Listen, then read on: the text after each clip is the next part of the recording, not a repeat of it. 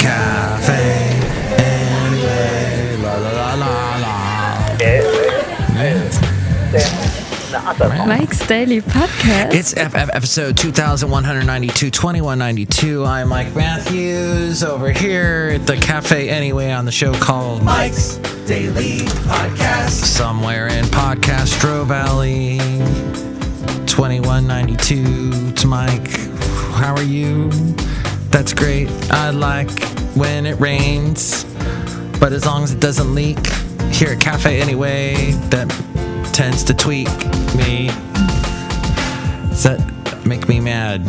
Tweak. Wait a minute. Mike's Daily Podcast. That is not a verb that one should use. You need to use verbs that are wholesome. Mike's Like Daily gravy. Podcast. That's one of my favorite verbs. Yeah! Gravy. Everything else is just gravy. Is that right? Okay, so I finally finished, and this is my little, section of the show where I introduce myself.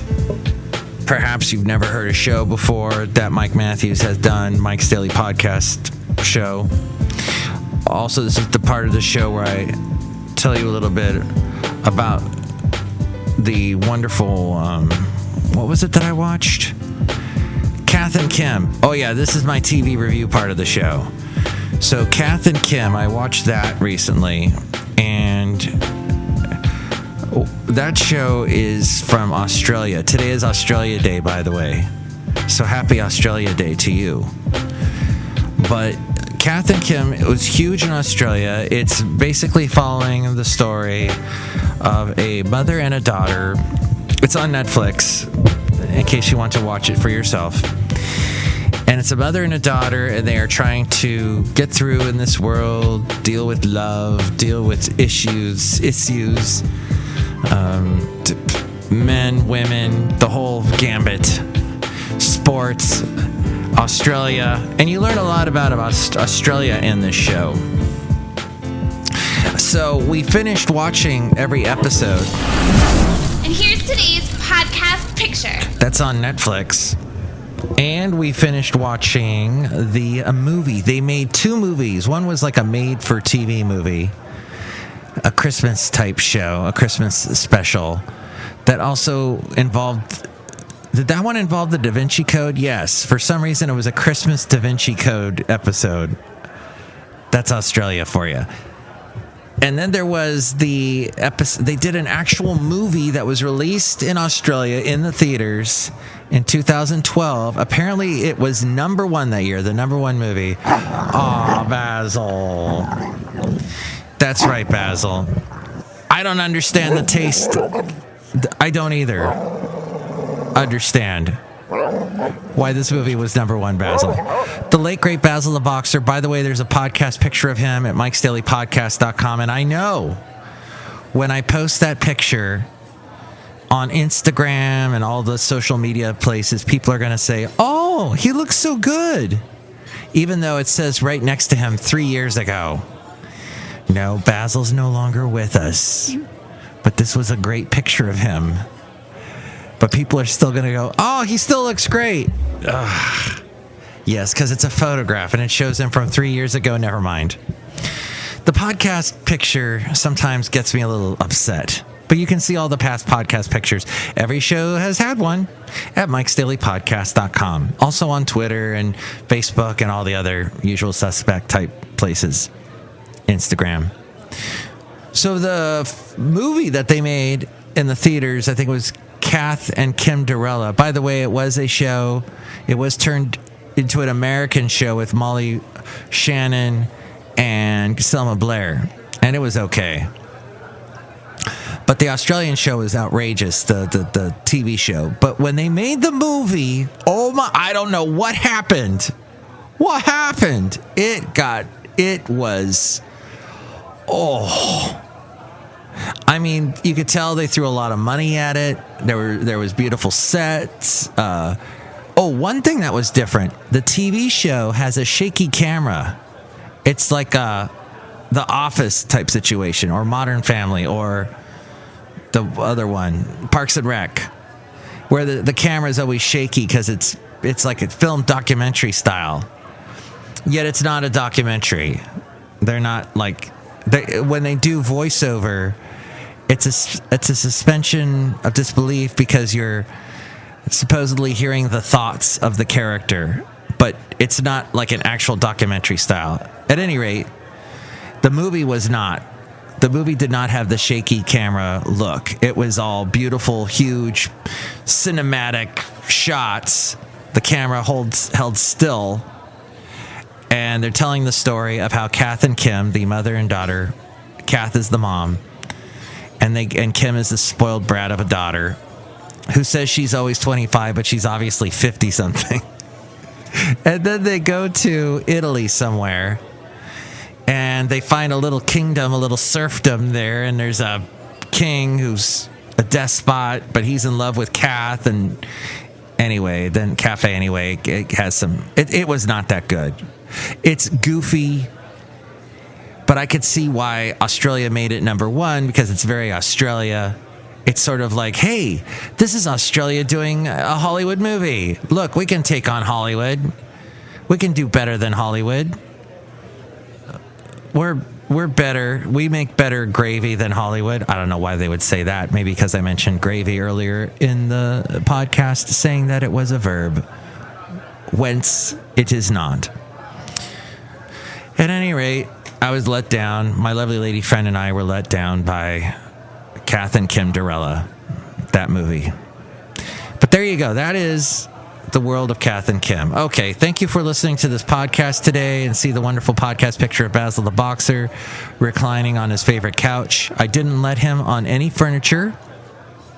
In fact, he was such a good dog, he would not get on any furniture. The only furniture he wanted to get on was this couch. And because he was so good with all the rest of the other furniture, I said, okay, you can have the couch. Go for it.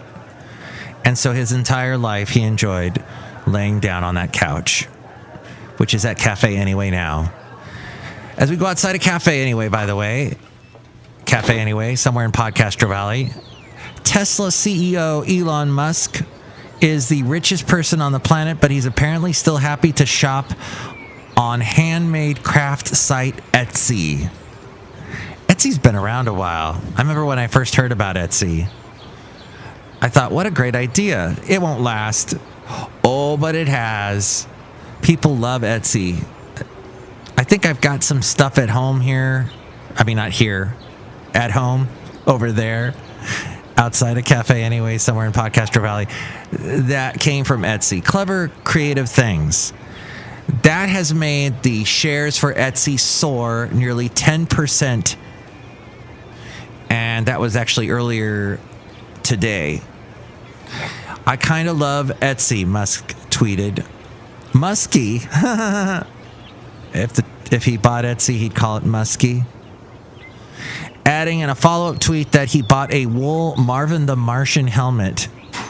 Yes, that's that alien from the Bugs Bunny cartoons. For his dog. Fitting, as Musk, of course, wants to one day go to Mars with his company SpaceX. And the stock did pull back a little bit. But given there was no other company news from Etsy Tuesday morning, it seems safe to say that Musk's tweet was the primary catalyst for the stock's pre-market surge, which is interesting.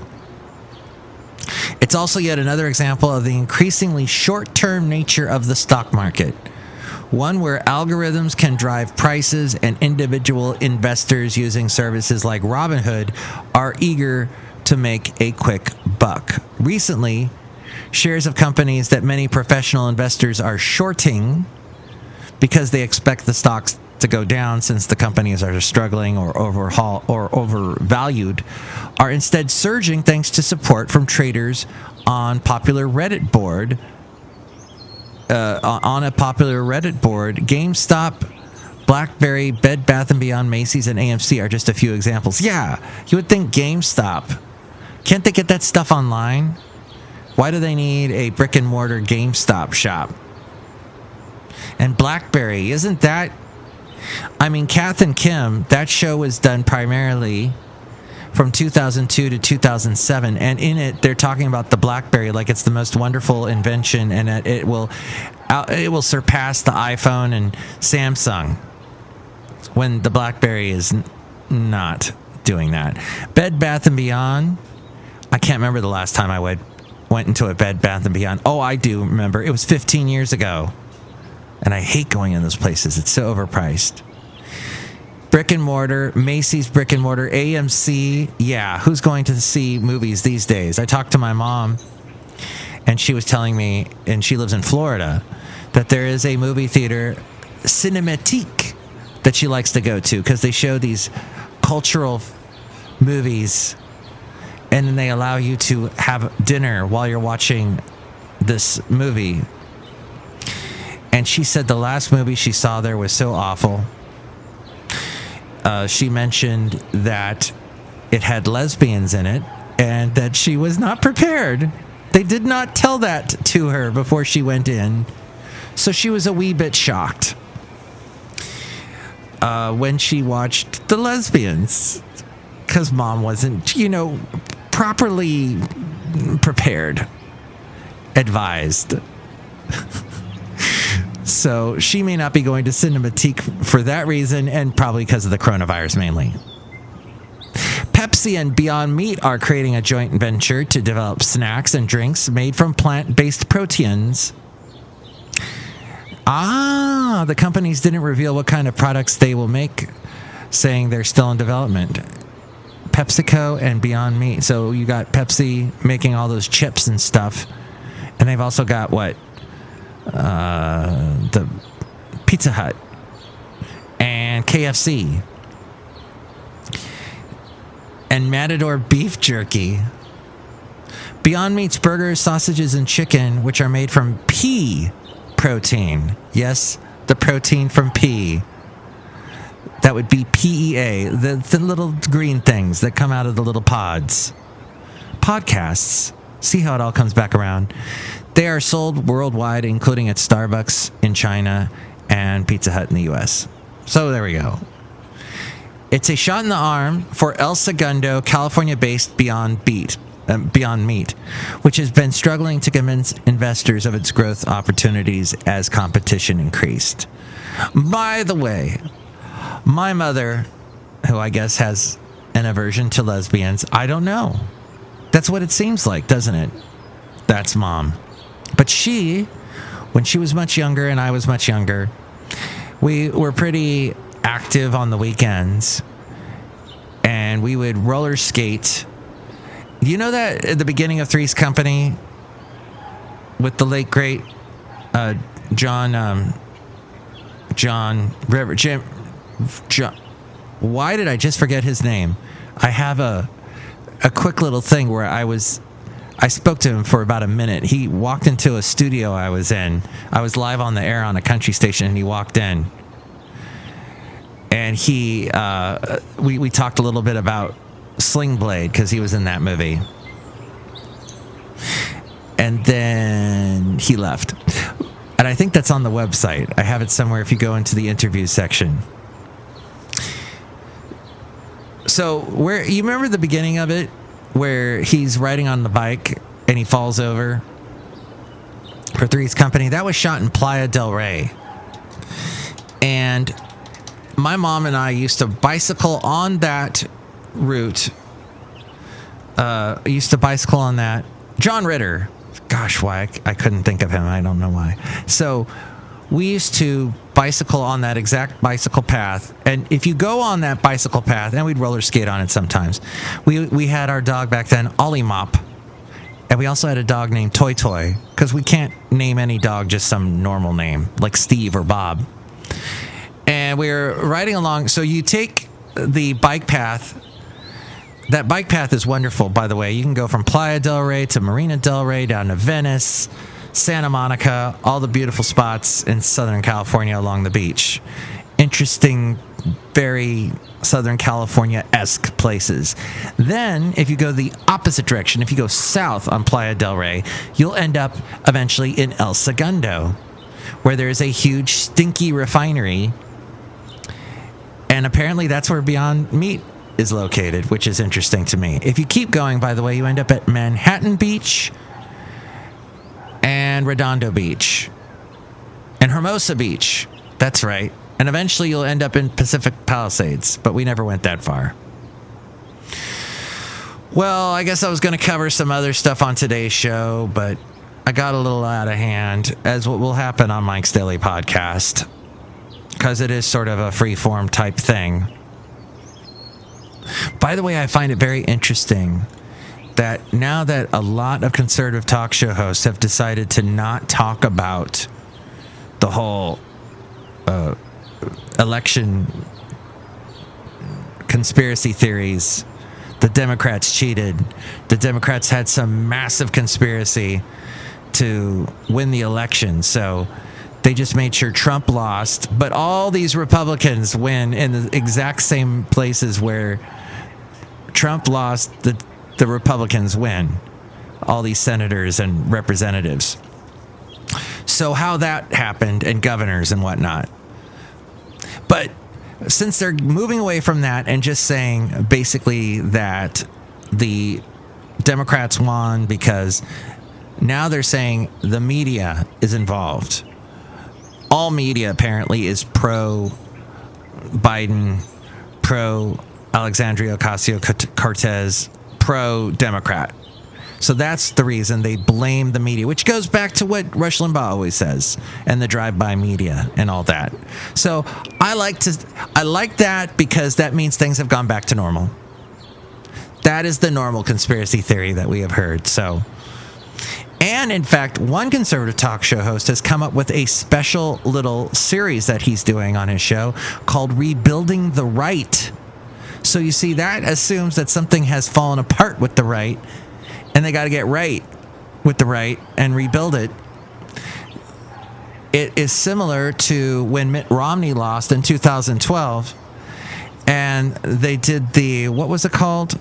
The autopsy on the election of 2012. What was it that went wrong? Why did Mitt Romney lose? And that sounds a little bit like that, but whatever. That's a little piece of what's happening in your country called America.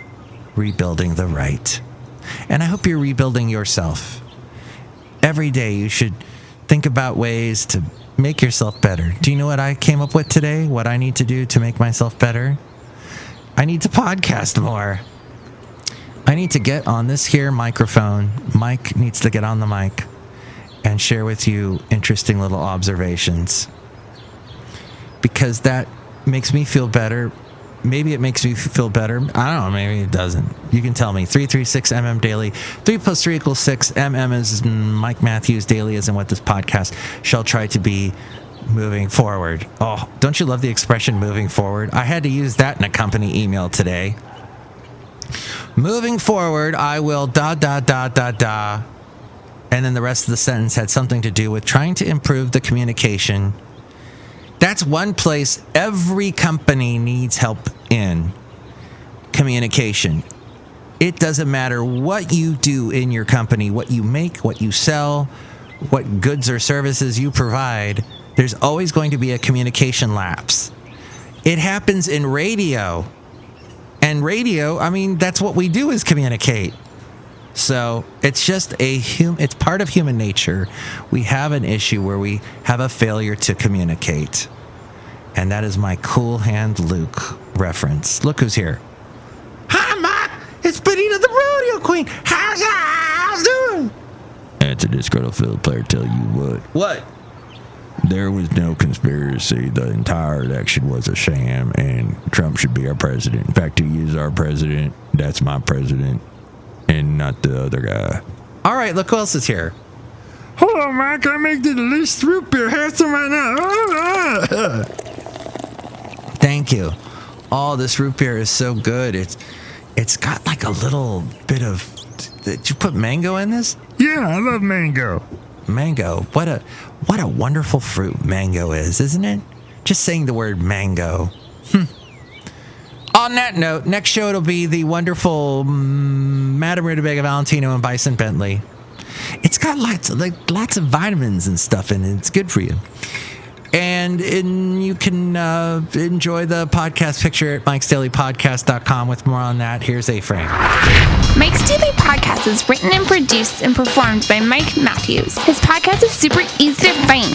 Download or listen to his show and read his blog at mikesdailypodcast.com. Email Mike now at mikesdailypodcast@gmail.com. See you tomorrow. Bye!